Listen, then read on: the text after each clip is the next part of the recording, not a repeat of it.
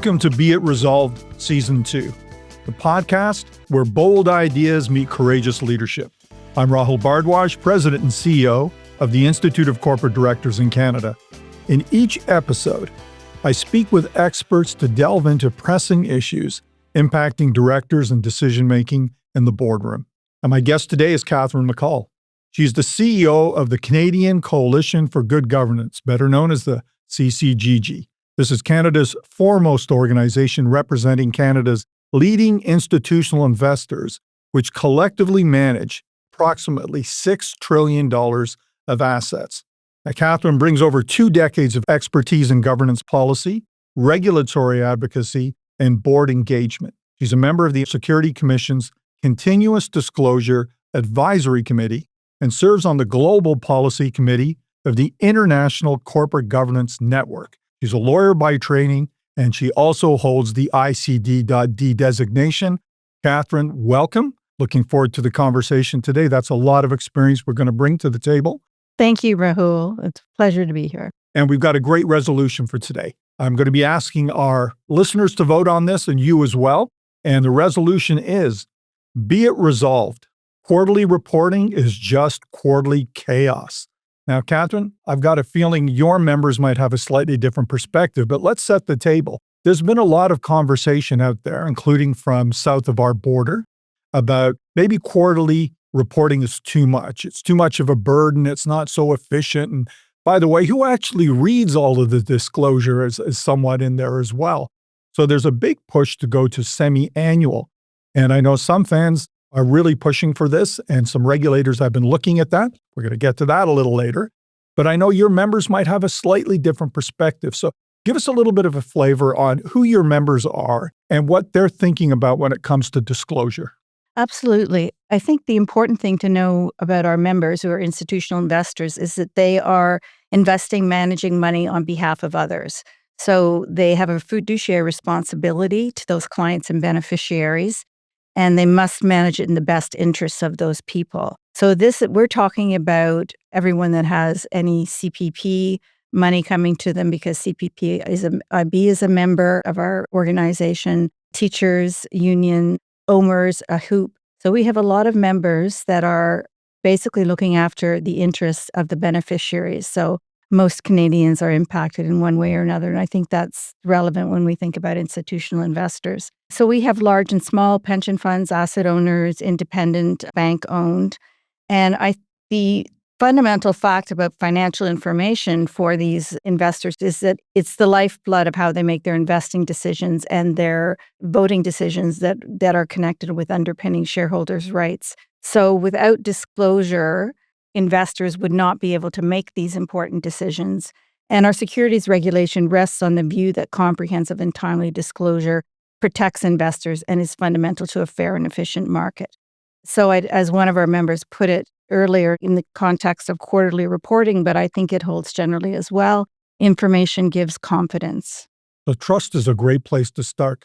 It has got echoes of that short-term versus long-termism that we've been talking about for a long time. I'm mindful that south of the border, a part of the conversation is that quarterly reporting just rewards short-term thinking. And I'm guessing you wouldn't take that position. That's right. I think that you can distinguish between a true long-term perspective, which for our investors, and I think when most people use the term, they're thinking in terms of years and not months. So the difference between a quarterly and a 6-month reporting requirement is a difference of a few months. And I don't think that's going to get it. But you could argue that even 3 months would make a difference. But the issue with that is that long-term investors need to monitor their investments on an ongoing basis. A lot can happen in 6 months. They need to be on top of that. They need to build the trust that you were referring to. And if there is more information asymmetry between boards, companies, and their investors, there's more leeway for insider advantage, if I could put it that way. But there is indeed a need for ongoing, constant, and I don't want to say constant as in every single day, but there needs to be meaningful, ongoing disclosure. So my recollection, even practicing as a lawyer in those days, there was that continuous disclosure and quarterly disclosure in particular was critical to building a base and foundation of trust in our capital markets. And I get the sense that in some people's minds, switching to semi-annual is going to perhaps erode that trust potentially. I think that's right. And I would like to make a distinction between quarterly guidance and quarterly reporting, which I think is very important.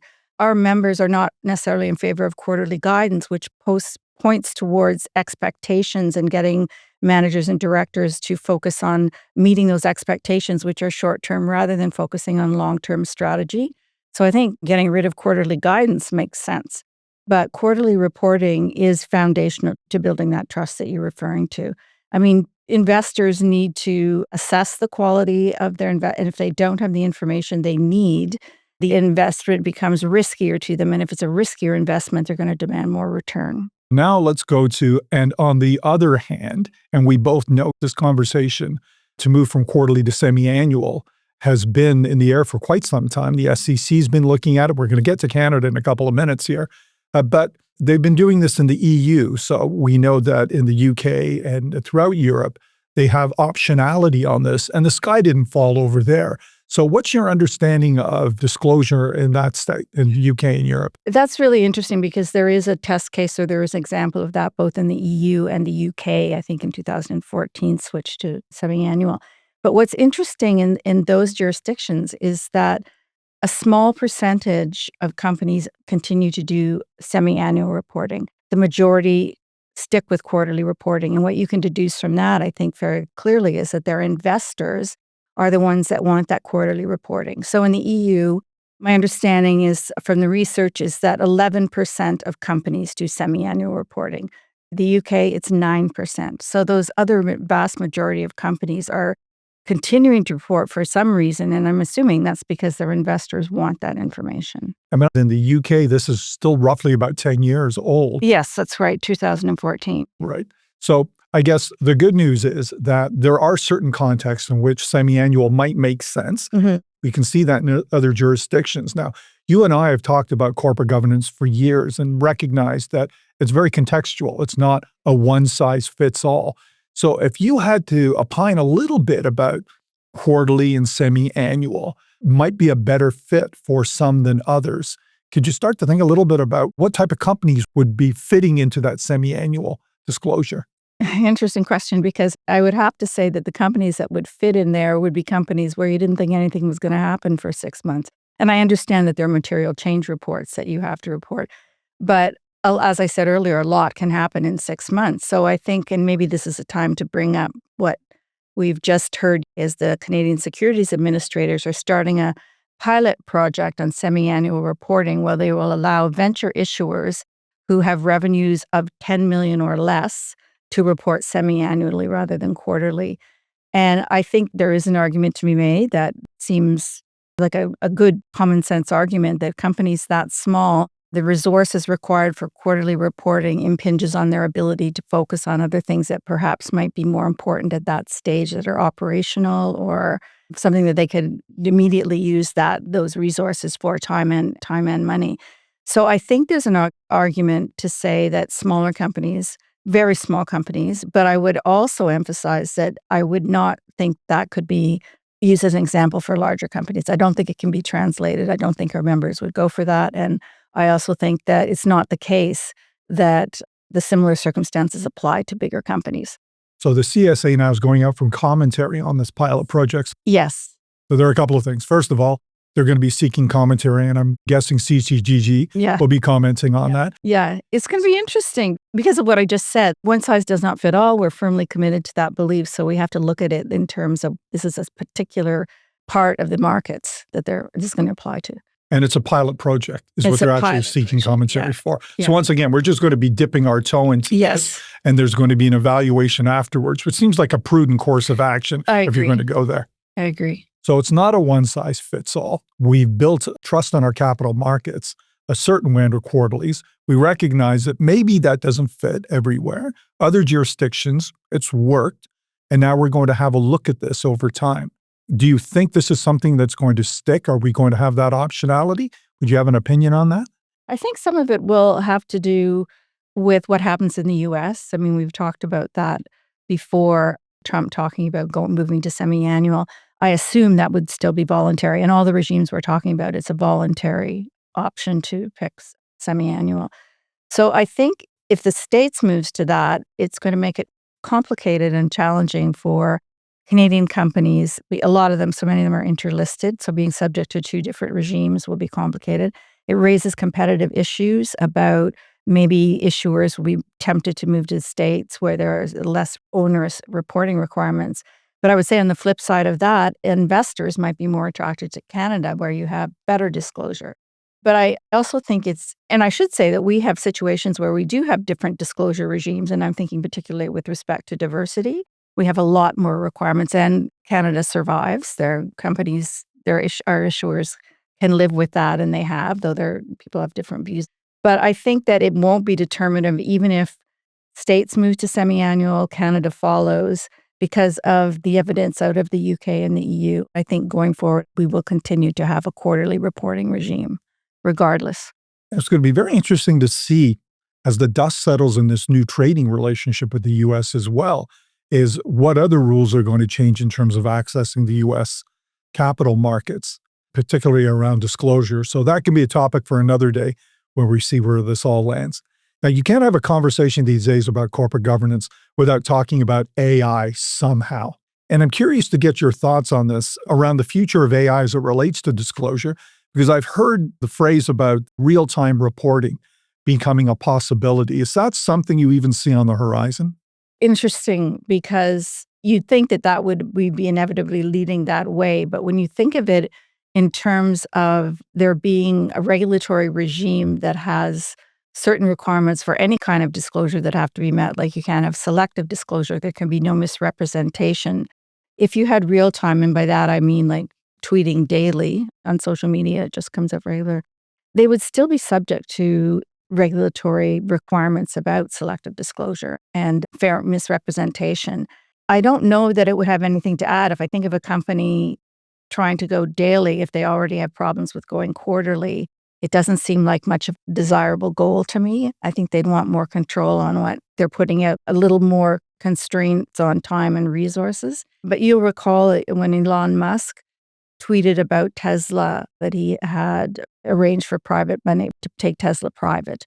And the SEC was all over him for misrepresentation. So that's an example. I'm thinking of one sort of social media and try to disclose that way. And it's at this stage, you can't really do it unless you conform to all of these rules.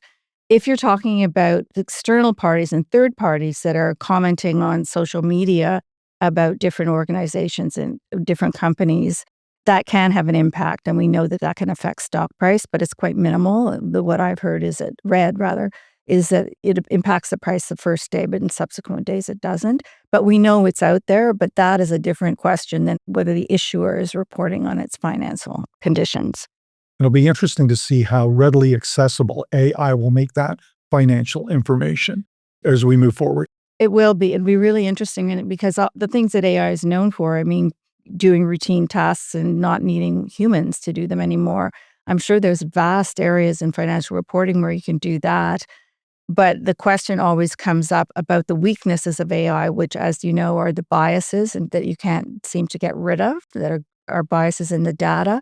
Privacy concerns are huge, and hallucinations, like they make mistakes. And unless you're informed and know enough, you don't know enough to catch the mistakes. So I think boards are going to have to be really very careful about making sure that they're aware of how AI is being used in their companies and that the right information and ethics is incredibly important in the use of AI. Right. And the last thing we need is more hallucinations. And especially as it relates to disclosure, this is important material. Well, look, this has been a really interesting conversation. I have a feeling we're going to come back to this as well at some point. So thank you for this. And of course, we've got a resolution that's on the table. And I can see management teams that would be thinking this is potentially chaos. I have the sense that there's a large and very important investor community that says, slow down, this is really important information. But let me get to the heart of it. The resolution is, be it resolved, quarterly reporting is just quarterly chaos. Which way would you vote on that? I think I've made my position very clear. It is not quarterly chaos. Quarterly reporting is good for investors, not chaotic. Right. I'd invite our audience members to give this some thought as well. It might have to do whether you're wearing your investor hat or your management hat as well. So that's well to take in mind. So Catherine, thank you for sharing your insights and your expertise in today's discussion. You really helped advance a lot of thinking in this area, trends. If you found today's discussion thought-provoking, we encourage you to subscribe and leave a review on your preferred podcast platform. From the Institute of Corporate Directors in Canada, I'm Rahul Bhardwaj. Until next time.